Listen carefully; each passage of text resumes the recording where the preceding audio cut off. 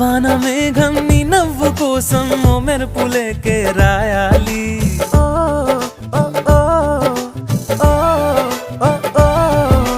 ఈ చల్లగాలి ఓ మల్లె పువ్వై నిన్నల్లుకుంటూ ఆగాలి. ఆ వాన మేఘం నీ నవ్వు కోసం ఓ మెరుపులేకే రాయాలి.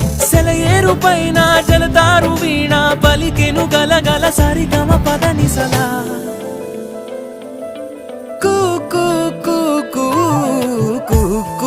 అని కోయిలమ్మ తీయగా నిన్నే పిలిచిందమ్మా. కోపం చాలమ్మా బదులుగా నవ్వొకటివ్వమ్మా.